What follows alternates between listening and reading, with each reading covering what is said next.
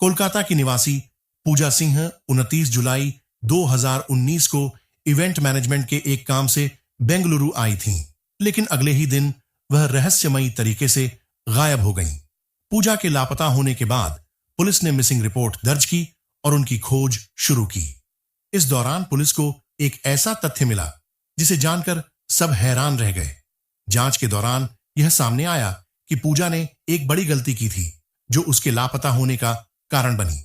यह गलती ऐसी थी जिसे हम में से कई लोग अनजाने में कर बैठते हैं।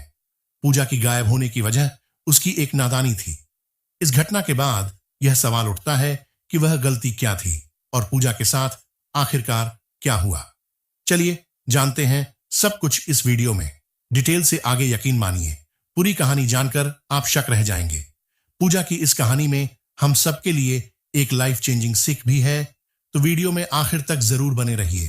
कहानी में आगे बढ़ने से पहले मिस्ट्रियस स्कैंड दुनिया चैनल को सब्सक्राइब कर बेल आइकॉन जरूर दबा दीजिए। तो चलिए अब कहानी शुरू करते हैं। कहानी पूजा सिंह नाम की एक महिला की है जो कोलकाता की रहने वाली थी और उनकी उम्र 32 साल थी। कुछ साल पहले तक पूजा मॉडलिंग करती थी, लेकिन बाद में उन्होंने इवेंट मैनेजर के रूप में काम करना शुरू किया था। पूजा की शादी 7 साल पहले हुई थी और वह अपने पति के साथ कोलकाता में रहती थीं। 29 जुलाई 2019 को पूजा को एक काम के सिलसिले में बेंगलुरु जाना पड़ा। वहां एक कार्यक्रम परस्पना अग्रहरा नामक इलाके के एक होटल में होना था। उसी दिन पूजा ने कोलकाता से फ्लाइट ली और बेंगलुरु के कैंपर घोड़ा इंटरनेशनल एयरपोर्ट पर पहुंची। एयरपोर्ट से होटल तक जाने के लिए पूजा ने एक ओला कैब बुक की। ओला ड्राइवर के साथ रास्ते में थोड़ी बातचीत हुई और ड्राइवर का व्यवहार पूजा को अच्छा लगा। दोनों बात करते हुए होटल तक पहुंच गए। पूजा कार से बाहर निकलने के बाद होटल में जाने से पहले ड्राइवर से कहती है कि अगर संभव हो तो वह उसे 31 जुलाई 2019 को सुबह 4 बजे होटल से पिक कर ले, क्योंकि उसी दिन उसकी बेंगलुरु से कोलकाता की फ्लाइट थी। 1200 रुपये में बातचीत के बाद ड्राइवर इस पर सहमति देता है और वहां से चला जाता है। 31 जुलाई 2019 की सुबह 4:43 पर पूजा अपने पति को एक टेक्स्ट मैसेज भेजती है जिसमें वह उसे गुड नाइट कहती है और बताती है कि वह समय पर कोलकाता पहुंच जाएगी। पूजा के शेड्यूल के अनुसार उसका पति कोलकाता में पूजा का इंतजार करता है, लेकिन पूजा का कहीं भी कोई पता नहीं चलता। शाम होते होते भी पूजा का कोई समाचार नहीं मिलता। पति ने पूजा के करीबी दोस्तों और रिश्तेदारों से संपर्क किया, लेकिन कहीं से भी कोई जानकारी नहीं मिलती। इस बीच पूजा के मोबाइल फोन दोनों ही लगातार स्विच ऑफ हो रहे थे, जिससे परिवार वालों की चिंता और बढ़ जाती है। फिर अचानक पूजा की ओर से एक मैसेज आता है जिसमें लिखा था, मैं हैदराबाद में हूं, कुछ इमरजेंसी है, मुझे कैश की जरूरत है। इसके बाद पूजा ने एक और मैसेज भेजा जिसमें उसने अपने पति से 5 लाख रुपए की तत्काल डिमांड की। यह मैसेज देखकर पूजा का पति तुरंत उसे फोन करने की कोशिश करता है, लेकिन फोन फिर से स्विच ऑफ आ रहा था। कुछ समय इंतजार करने के बाद पूजा का पति एक और मैसेज भेजता है जिसमें वह कहता है कि अगर पूजा को पैसे चाहिए तो उसे जल्दी से फोन पर बात करनी चाहिए। हालांकि इस मैसेज का कोई जवाब नहीं आता और फिर मैसेज का सिलसिला पूरी तरह से बंद हो जाता है। पैसों की डिमांड वाले मैसेज से पूजा के पति को अनहोनी की आशंका होती है और वह तुरंत कोलकाता के न्यू टाउन पुलिस स्टेशन पहुंचकर पूजा की मिसिंग रिपोर्ट दर्ज करवा देते हैं। इस दौरान वह पैसे की डिमांड वाले मैसेज का भी जिक्र करते हैं।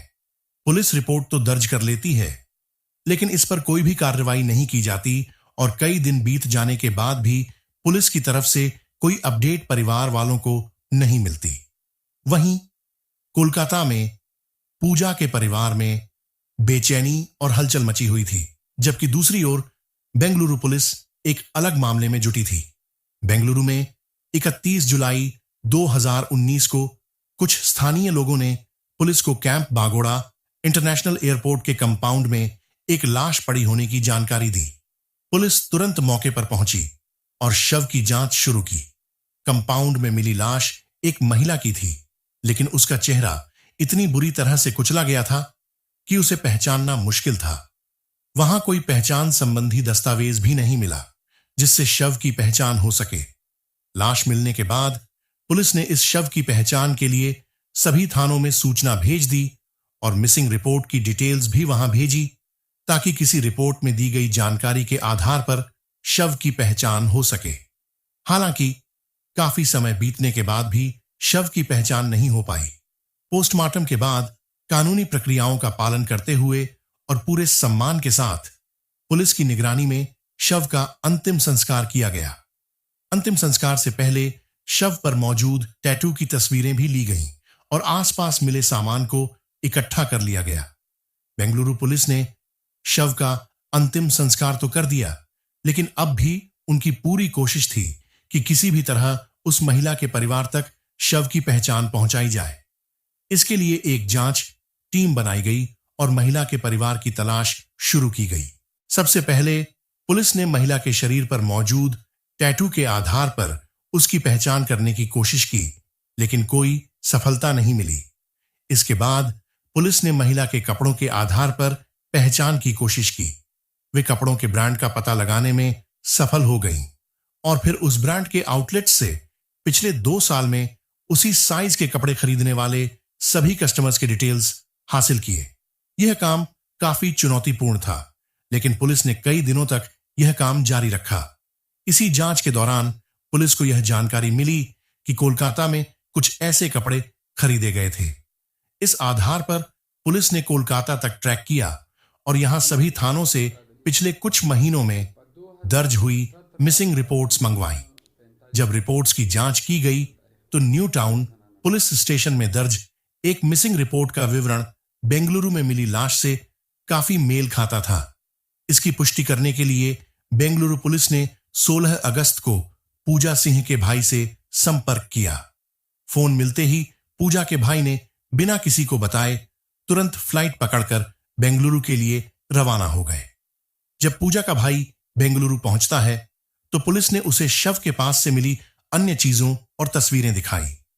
हालांकि शव का चेहरा पहचान में नहीं आ रहा था, लेकिन अन्य चीजों को देखकर पूजा के भाई ने यह कंफर्म कर दिया कि मृतक महिला कोई और नहीं बल्कि उसकी बहन पूजा ही थी। इसके बाद पूजा का भाई तुरंत अपने जीजा और पिता को फोन करता है और उन्हें जानकारी देता है। वे भी अगले दिन बेंगलुरु के लिए फ्लाइट लेकर पहुंचे और पूजा की पहचान की पुष्टि कर दी। इस बीच कोलकाता पुलिस की एक बड़ी लापरवाही सामने आई। पूजा के गायब होने के बाद उसके पति ने कोलकाता में मिसिंग रिपोर्ट दर्ज करवाई थी, जिसमें यह भी बताया गया था कि पूजा बेंगलुरु जा रही थी। पुलिस को यह जानकारी तुरंत बेंगलुरु पुलिस तक पहुंचानी चाहिए थी, लेकिन कोलकाता पुलिस ने मामला दर्ज करने के बाद फाइल को यूं ही छोड़ दिया। यह बेंगलुरु पुलिस की मेहनत थी जिसने पूजा के परिवार को उसका पता लगाया। अब पुलिस के सामने सबसे बड़ी चुनौती यह थी कि आखिर पूजा की मौत की वजह क्या थी और यह किसने किया। पूजा का पति पूजा के ईमेल का एक्सेस रखता था और मेल से यह जानकारी मिली कि पूजा ने बेंगलुरु पहुंचने के बाद होटल तक जाने के लिए ओला कैब बुक की थी। पुलिस ने ओला कैब की बुकिंग को ट्रैक किया और पता चला कि पूजा ने की गई बुकिंग ही उस कैब की आखिरी बुकिंग थी। इसका मतलब था कि पिछले 17-18 दिनों से उस कैब की कोई और बुकिंग नहीं हुई थी। पुलिस ने कैब के ड्राइवर का नाम HM नागेश और उसकी उम्र 22 साल पता किया और उसके मोबाइल नंबर के जरिए उसे ट्रैक करने की कोशिश की। ट्रैकिंग के दौरान पुलिस को यह चौंकाने वाली जानकारी मिली कि जब पूजा के पति के पास पैसों की डिमांड वाला मैसेज आया था, तब पूजा और नागेश दोनों के मोबाइल की लोकेशन एक ही जगह पर थी। यह जानकारी मिलते ही पुलिस ने नागेश को गिरफ्तार किया और पूछताछ शुरू की। शुरुआत में नागेश पुलिस के सारे आरोपों को नकारता रहा, लेकिन जब पुलिस ने सख्ती से पूछताछ की तो नागेश ने एक के बाद एक कई हैरान करने वाले राज उगलने शुरू कर दिए। नागेश के खुलासे के मुताबिक पूजा ने ओला कैब के जरिए नागेश की कार को बेंगलुरु क्रिसेंट रोड से सहारा पवेलियन होटल तक छोड़ने के लिए बुक किया था। इसी सफर के दौरान पूजा ड्राइवर से बातचीत करती है। नागेश का व्यवहार पसंद आने पर उससे कहती है कि अगली सुबह यानी 31 जुलाई को मुझे सुबह सुबह फ्लाइट पकड़ने के लिए वापस एयरपोर्ट आना है। अगर तुम चाहे तो सुबह मुझे पिक कर लेना, क्योंकि इतनी सुबह शायद कोई दूसरी कार समय पर मुझे ना मिले। नागेश मान जाता है तथा बात 1200 रुपया में तय हो जाती है। यह डील होते ही नागेश के दिमाग में शैतानी ख्याल आना शुरू होता है और वह पूजा को लूटने का प्लान बनाने लगता है। दरअसल नागेश को लगता है कि पूजा बहुत अमीर है और उसके पास ढेर सारे पैसा और ज्वेलरी हो सकता है। बस इसी लालच में पहले तो नागेश एक दुकान से चाकू खरीदता है और उसे अपनी कार की सीट के नीचे छुपा देता है। इसके अलावा कार का जैकरेट भी वो अपनी सीट के पास ही रख लेता है। इसके बाद डील के मुताबिक ही नागेश अपनी कार लेकर सुबह के 3:45 पर पूजा को लेने के लिए होटल तक चला आता है। पूजा भी तैयार ही थी। जल्दी से वो कार में बैठती है और कार एयरपोर्ट की तरफ बढ़ जाती है, क्योंकि पूजा बहुत ज्यादा थकी हुई थी और उसने सही ढंग से नींद भी नहीं ली थी। इसलिए कार के अंदर जाते ही पूजा की आंख लग जाती है। जैसे ही नागेश को लगता है कि पूजा सो गई है, वह एयरपोर्ट का रास्ता छोड़कर एक दूसरे रास्ते की तरफ अपनी कार मोड़ देता है, क्योंकि पूजा नींद में थी, इसलिए उसे इस बात का पता नहीं चलता है। इसके बाद बड़े आराम से नागेश कार कुछ समय चलाते हुए एक सुनसान इलाके में ले जाता है। सुनसान इलाके में पहुंचने के बाद वो पूजा को जगाते हैं और उससे जल्द से जल्द सभी सामान देने को कहता है।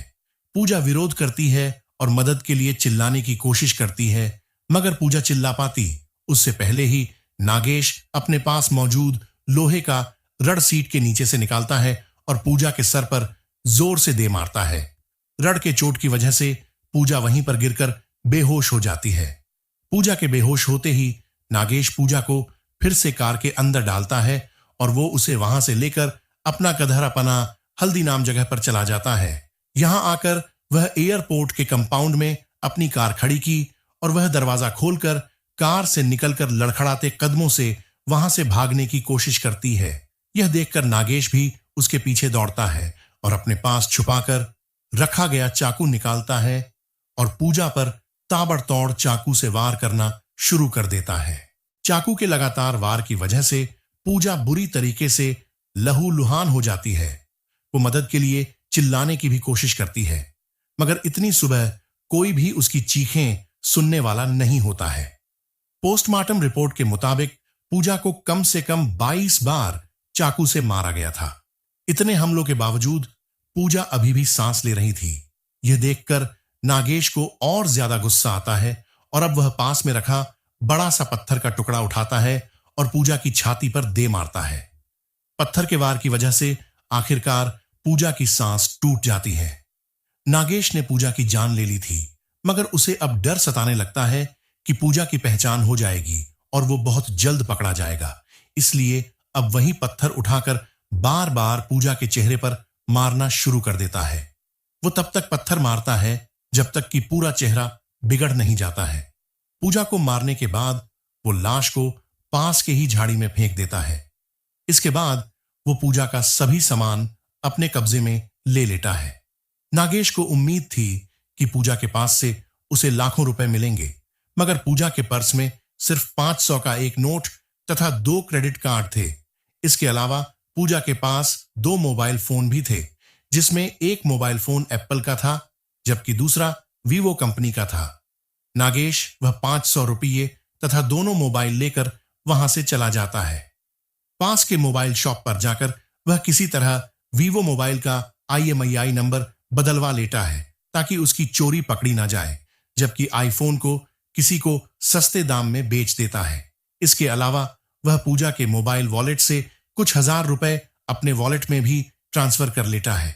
इसके बाद वह पूजा के वीवो मोबाइल से ही टूटी फटी अंग्रेजी में पूजा के पति से 5 लाख रुपए की डिमांड करता है, मगर टूटी फूटी अंग्रेजी देखकर पूजा के पति को अंदाजा हो जाता है कि यह तो पूजा ने नहीं लिखा है। इसी के बाद वो पुलिस तक मिसिंग रिपोर्ट दर्ज करवाने जाते हैं।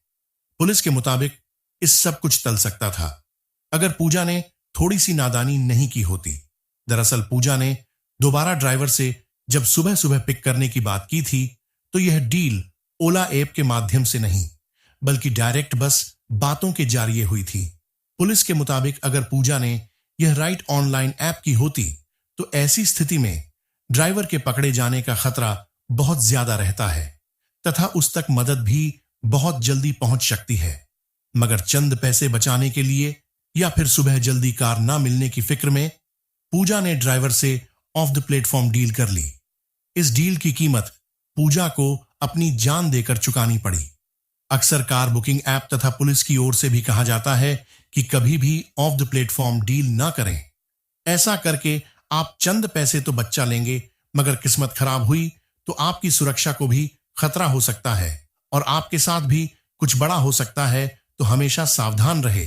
फिलहाल नागेश की बात करें तो इस पूरे खुलासे के बाद उसे गिरफ्तार करके जेल भेज दिया जाता है। फिलहाल उस पर पूजा की हत्या, सबूत मिटाने तथा लूटपाट करने जैसी गंभीर धाराओं के तहत मामला चल रहा है। 2021 में पुलिस ने अपनी चार्जशीट भी फाइल कर दी थी। फिलहाल सलाखों के पीछे बंद नागेश सजा का इंतजार कर रहा है। दोस्तों, आपके अनुसार ऑनलाइन कब बुकिंग सर्विस का प्रयोग करते समय कौन कौन सी सावधानियां बरतनी चाहिए? कमेंट बॉक्स में जरूर बताएं। अगर आपको हमारी मेहनत पसंद आई हो तो इस वीडियो को लाइक करते हुए शेयर भी करें। अगर आपने मिस्ट्रियस स्कैंड दुनिया चैनल को अब तक सब्सक्राइब नहीं किया है तो जल्दी से चैनल को सब्सक्राइब कर लीजिए। हमारी लेटेस्ट वीडियो की जानकारी के लिए बेल आइकॉन दबाकर नोटिफिकेशन भी जरूर ऑन कर लीजिए। मिस्ट्रियस स्कैंड दुनिया से जुड़ी ऐसे ही सच्ची कहानियां के लिए हमारे साथ लगातार जुड़े रहे। धन्यवाद।